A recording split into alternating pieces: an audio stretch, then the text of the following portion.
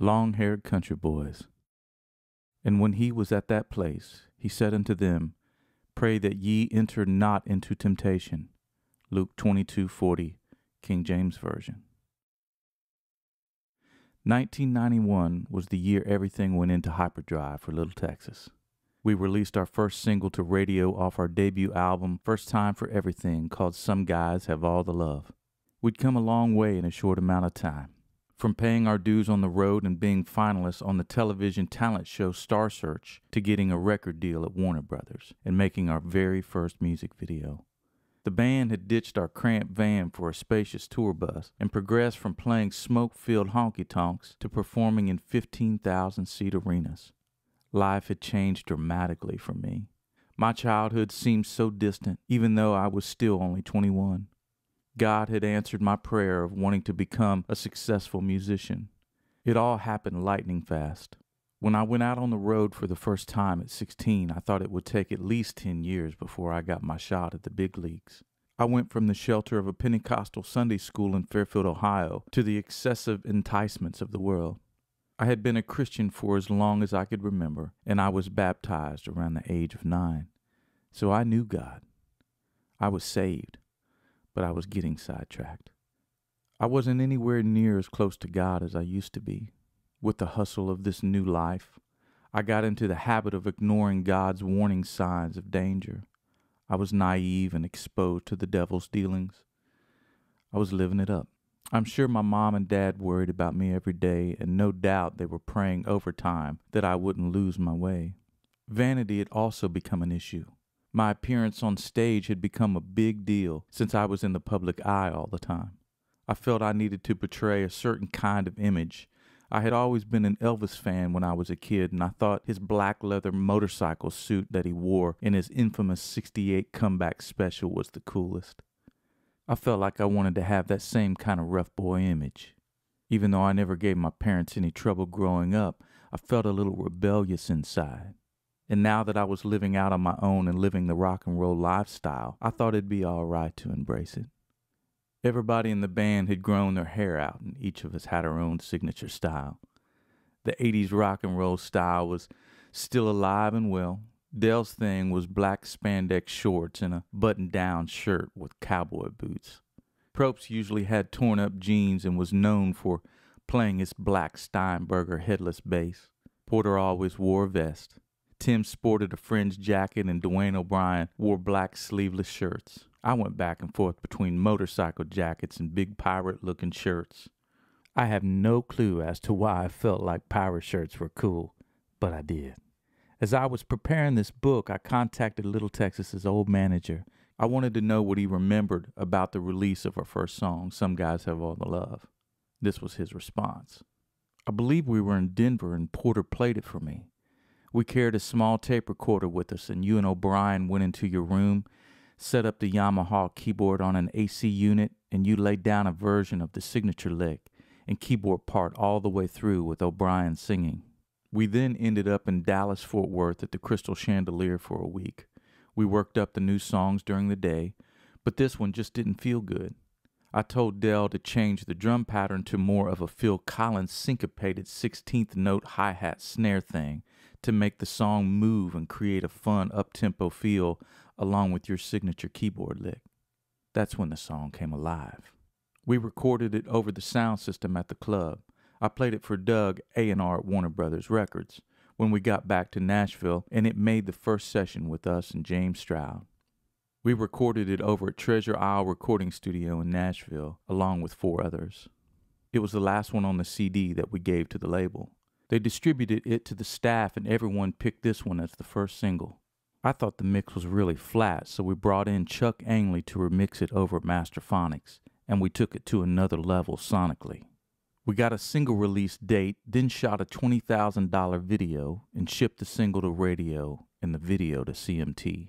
Before we went for ads, we flew a bunch of radio programmers and consultants to Dallas for a show at Cowboys, a golf tournament the next day, and then took them to meet Nolan Ryan and watch a Rangers game. The following Monday, we had 32 stations add the record out of the box, and it went all the way to number 6. My experience at the Texas Rangers game was unforgettable. Little Texas not only invited radio programmers to the game like Christie said, but we also sang the national anthem that day. After we sang, we were able to shake hands with the legendary pitcher Nolan Ryan. That was huge for me, having been a pitcher myself. He was a childhood hero. Every time we played backyard baseball, I was Nolan. His fastball was insanely fast, which in my mind made mine faster. The game day would only get more bizarre as the hours rolled past. After leaving the mound on the baseball diamond, we all made our way back to our seats to watch the game. I sat down next to none other than George W. Bush. We shook hands and exchanged some small talk. He told me he was one of the owners of the Texas Rangers, and we settled in to watch the game. We sat there through all the innings and rooted for the home team and ordered hot dogs. He was as cool as they come. By the time that the game was done, we had all enjoyed several in-depth conversations about Texas and his baseball team. He definitely made an impression on me. I noticed how everyone around us gravitated to him. He was an extremely likable dude. I was surprised to find out later that George W. was elected governor of Texas in 1994. He used our song God Bless Texas as his victory rally. I had no idea just how special those 3 hours at the Rangers game would be. Little did I know then that he would go on to become not only the governor of Texas, but the president of the United States.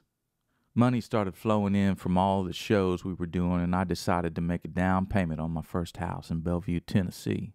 I didn't want to pay rent anymore, and I needed a place to hang my clothes, a place to call home. I was still visiting Mom and Dad whenever I could, but finding the time to get back to Fairfield was getting harder and harder to do. They would come down to visit or come see me if I was playing anywhere near Cincinnati. I asked my old hometown friend Greg McDowell if he'd like to be my roommate and look after the house when I was out on the road. The timing couldn't have been better because he had decided just months before he wanted to move to Nashville as well. He agreed and moved all his stuff in. I converted the upstairs bonus room into a recording studio and called it the Purple Room. I hung purple acoustic paneling on the walls and placed lava lamps in the corner to give it some atmosphere. I spent many nights writing and recording there. Little Texas's follow-up release after Some Guys Have All the Love was the song First Time for Everything, and suddenly it was 1992. The band continued to tour nonstop. We were all stoked when we found out that we were going to open for Clint Black at Caesar's Palace in Las Vegas, Nevada. Clint was doing really well on the Billboard charts around that time. He was still riding the wave of his big hit singles like Killin' Time and A Better Man. After Vegas, he asked us to do a string of dates with him on his The Hard Way tour. As a band, we all knew about Clint's career because he was managed by Bill Ham, who had also managed and produced ZZ Top. Bill got involved in our career from a publishing standpoint. He also owned a music publishing company called Hamstein Music Group. Christie, our manager, knew Dean Mickelbrink, who was the director of business affairs there. All the guys in the band signed a publishing agreement around that time with Christie and Bill. Clint was a class act. He and his crew treated us like kings. We instantly became friends with all of them. Rushlow was friends with Clint's keyboard and fiddle player, Jeff Huskins, and we'd all hang out before and after the shows. At that time, I was really trying my best to get into shape and put on some weight. I was tired of being a string bean. Jeff was big into working out and showed me some of his secrets to gain muscle mass. He was a true blue bodybuilder. The dude was ripped. Our monitor engineer at the time, Brad Pickle, and I would hit the gym with him or anyone else that was willing to go every chance we could. We both bought bicycles to put under the bus so we could ride them to the nearest gym in every city we'd stop in. We were obsessed. We'd joke about our size and call each other Lizard because we were so skinny. While out in Vegas with Clint, we filmed our second video for First Time for Everything on the bridge of the Hoover Dam. I have no idea how we got cleared to film there, but we did. All I remember is how hot it was, and the view was incredible. We'd go on to release You and Forever and Me, I'd Rather Miss You, and What Were You Thinking off of our album First Time for Everything. All of the singles except for What Were You Thinking were written by Porter and O'Brien. I was thrilled when we released What Were You Thinking in October of 1992 because it was my first radio release as a co-writer.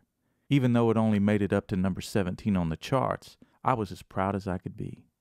Our booking agency, CAA, creative artist agency, booked us on some overseas shows after our stint with Clint. Our original booking agency, Doyle Agency, still sent us some gigs from time to time, but we had to go with a bigger agency simply because of the demand for the band had increased. Fortunately, Cliff and Debbie, the owners, completely understood our need to move on. Flying to Europe for the first time was scary for me. Other than flying to Cuba with my first road band, Josh Logan and Sandy Powell, it was my first really long trip. I knew I had to suck it up and get over my fear of flying and try to get some sleep and breathe slow and deep for the next 9 hours. We flew into London to play our first show at a small theater with Mark O'Connor opening for us. Mark was considered to be one of the best violinists on the planet. I'll never forget that night being backstage and looking through the stage door that had a small round glass opening. All I could see was the silhouette of Mark, center stage, with one big bright spotlight on him. He was alone, just him and his instrument. He was making his violin sing. I thought to myself, how are we going to follow that? I don't even remember the details of the show because my time schedule was all messed up because of jet lag. I guess we did all right. But I do remember that night we all got to meet the legendary British singer and producer Nick Lowe. He was probably there to see Mark. I'm just not sure. At the time, I didn't realize just who I was shaking hands with. It was later in life before I understood just how significant and special that moment was. Nick and his band Rockpile became a big influence on me. From London, we traveled to Ireland, Switzerland, and Germany. We played several shows with our label mate at the time, Jim Lauderdale. We all loved his music because it had a traditional thing about it that wasn't being played on the radio in the States at the time. The Europeans loved him, though. We also met up with the McCarters in Switzerland. They were a country music duo that had just come on the scene. They were two beautiful sisters and were as nice as they could be. We all hung out while we were there and took a day and climbed a towering mountain that was close to our hotel. We were all spellbound when we got to the top and saw one of the bluest lakes we all had ever seen, nestled within the mountains. There were several canoes just sitting there for visitors to use for free, so we got in and paddled out to the middle to experience it. To this day, it is the prettiest place I've ever visited. While in Germany, we filmed a live performance for a television station. I've seen some of the footage of the show lately, and it looks like the people in the crowd are scared and stunned. 90% of the crowd were older people, and I'm sure they were saying to themselves, what in the world are we watching and listening to? There we were with our hair halfway down our backs, looking like the heavy metal band Motley Crue, rocking out but playing country music. I know they were bewildered. Once we got back into the States, it was full steam ahead. We were everywhere. We'd visit radio stations during the day and play shows at night. Every spare moment we were promoting our newest single. While we had downtime in our hotel rooms, we were all assigned certain radio stations to call and thank them for adding our single. Management also had us performing on every TV show that would have us. I remember the first time we performed on TNN's, which is the Nashville network, Nashville Now with Ralph Emery. I had lost my voice. Looking back on it now, I'm not sure if I was sick or I was just really nervous to be on television. All I know is I couldn't sing. Thankfully, my part was the least missed. I usually sang the really high part that doubled the low harmony. I just acted like I was singing and got through the performance. 2 years later, that experience would come in handy when a new artist named Faith Hill would open for us. She was also signed to Warner Brothers, and she had the opportunity to debut her new single that night, Piece of My Heart, along with the other songs on her new album. She had lost her voice too, and was nervous and embarrassed. I told her about my experience on TNN and explained to her that it just happens sometimes and everything will be okay. Hopefully it made her feel like she wasn't alone. It turned out her voice issue was not just being nervous, but she had a ruptured blood vessel on her vocal cords. She went on to have surgery to repair the damage. When she returned, she really returned. Boy, did she ever make her mark on country music. She's now regarded as one of the best female vocalists to ever come out of Nashville. While we were touring, we were writing and even recording. We knew that we had to follow our first album with something big. I was writing down song titles all the time. I'd get in my bunk at night and listen to music and would hear song titles and the lyrics I was listening to. The pressure was on to come up with hit songs. I was one of the primary songwriters at this point. O'Brien and Porter had been doing most of the writing, but I kicked into high gear. I even talked to our manager and publisher, Chrissy, to have him hook me up with some writers outside the band to see if something magical would happen. He went to Dean at Hamstein Music, and Dean suggested that I write with Jerry Lynn Williams. The next thing I knew, I was on a plane to Tulsa, Oklahoma, Jerry's hometown. I got off the plane with a limo waiting for me at baggage claim. I had been told that Jerry was the real deal. He had written songs like Forever Man and Pretending for Eric Clapton. He had contributed 2 songs, Real Man and I Will Not Be Denied, to Bonnie Raitt's 1989 Grammy Award-winning album Nick of Time. He also wrote songs for B.B. King, Robert Plant, and Stevie Ray Vaughan. This dude was a powerhouse. I felt like a king riding in the back of that limo. I had prepared several song titles and a few melodies to play for Jerry, and I was going over that in my head when the driver pulled up into a big ranch house and opened my door. I rang the doorbell, and a pretty lady came to the door in her bathrobe. And I was like, "Hi, my name is Brady." And she seemed preoccupied and said, "Come on in, hon. Jerry's back there in his music room. You can go on back." She directed me with a point of a finger where his music room was, and I made my way back there. When I got to the room, I noticed all of Jerry's gear was turned on, but Jerry was nowhere around. I sat there patiently for what seemed like an hour. I didn't know what to do with myself, so I just got up and made my way over to a keyboard and started playing a simple little melody. From another room, I heard a voice yell, "Play that again." I figured that was Jerry, so I did. I played it a few times when he finally emerged from the other room like a ghost. There were no formal greetings like, "Hey Brady, my name's Jerry, good to meet you," or "Hey man, how was your trip?" Nope, it was straight into the song. He started singing a melody over the chords I was playing, and I just tried to keep up. The melody I was playing sounded nothing like a Little Texas song. The lyrics he was singing were good, but very psychedelic. I remember thinking that there was no way that this song would ever make the cut. We finished up the day with a mediocre song, and I don't think I ever really got to know Jerry. He was a strange bird, but I felt honored to be in the same room as him. I'm not sure if Jerry ever turned the song into Hamstein or not. In fact, I don't know if my trip to Tulsa ever really happened. I went on to have several incredible co-writes. One was with my Uncle Troy Seals and Max D. Barnes. Both of them went on to become inductees to NSAI's Songwriters Hall of Fame. It was the first time that I sat in the room with my uncle to write a song. I was so nervous, and I couldn't believe it was happening. I just sat there watching and listening to those 2 guys coming up with lyrics. They both were heroes of mine.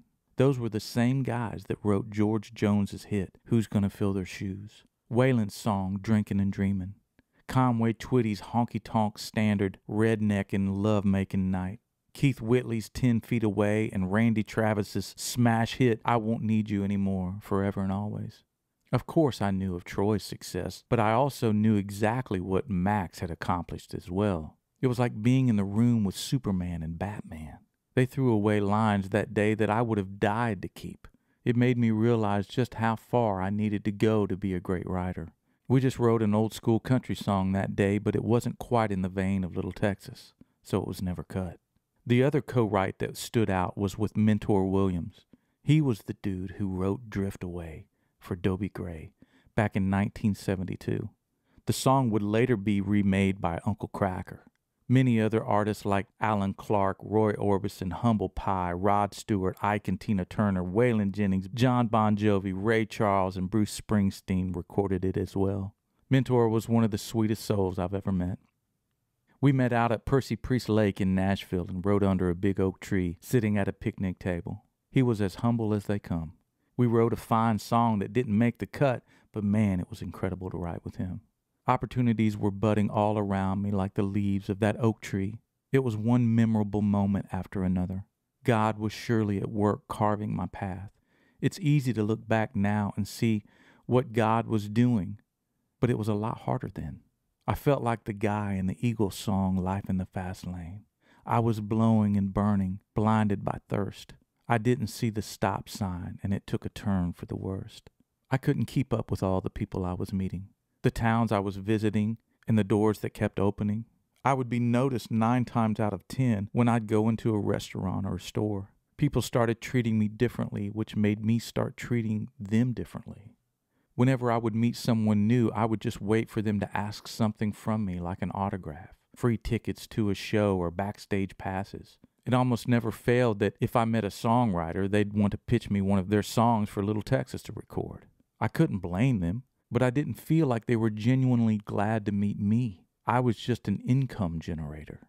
I also couldn't go home to Ohio without being bombarded with visitors over at Mom and Dad's house. I'd have to sneak in and out without telling anyone I was coming home. Suddenly I had friends and family that I never knew I had. My dream had come true, the one that Mom and Dad and I had prayed for. I had asked and I had received. But it wasn't what I had imagined. Half the time I was happy and grateful. Other times I was stressed beyond belief. I was traveling the world and sharing stages with my musical idols, but there was barely any alone time and very little family time. Time was not mine anymore. It belonged to the band and the crew, to our manager, to our producers, to the record executives, and to the fans. There was too much money being made and too many deadlines. It felt like there were simply too many people relying on me and the band. All my spare time had to be voted on by the committee. I couldn't do anything unless the band and management approved it. I was faced with the realization that playing music was now a job, and I had committed to making it. But there was no turning back and no way out. I had to write and perform, whether I wanted to or not. I felt cornered, and the pressure kept me up at night. It was beginning to make me physically sick. I knew I was lost, so I prayed, and I prayed, and I prayed. The Curious Wolf. We've all seen it on those National Geographic shows, where the pack of wolves are traveling in the winter snow going from one destination to another. The leader of the pack is out there in front watching and guarding. He's the strongest one, the alpha male. We see the rest of the wolves trotting along behind him, trusting that the leader knows where he's going. And then there's that one curious wolf, the wanderer, the instigator, the half-wit. He or she is the wolf that's easily distracted, the one that goes off by themselves, far from the security of the pack leader, to chase a rabbit into the woods. There they go, over one log, down a creek, and through a thicket of pines before it hits them. They're lost. That's how we can be when following God. I know that's how I was. I was too easily distracted. I was praying while out on the road, but I wasn't learning and growing as a Christian. I didn't stay focused on Him. In my early 20s, I was slowly but surely getting further and further from God's will. Over one log and down a creek. I felt it deep inside, but I thought that I could handle the temptation and sin. I didn't think I was straying too far. In reality, I was backsliding. Growing up in a Pentecostal church, we used the term backslider all the time. It is a real term with a unique meaning in the Bible. In Jeremiah 2:19, King James Version, God says, "Your own wickedness will correct you, and your backslidings will rebuke you. Know therefore and see that it is an evil and bitter thing that you have forsaken the Lord your God." Also, Jeremiah 3:22, King James Version says, "Return, you backsliding children, and I will heal your backslidings." The story of Simon Peter comes to mind and how he denied Jesus. Peter had been a dedicated disciple of the Lord for 3 years, and yet Peter denied him in the end. He backslid. I don't think that we suddenly backslide. It's a series of missteps. Sin is a slippery slope. Each and every day, we are either strengthening or tearing down our spiritual character. We either move forward or fall backward. Relying on self-knowledge, not praying, and following God at a distance will send us backward every time. Stay near Him. We're going to fall back sometimes, there's no doubt. But we have to be aware of our failures and correct them quickly. We need to get back to the leader of the pack as fast as we can.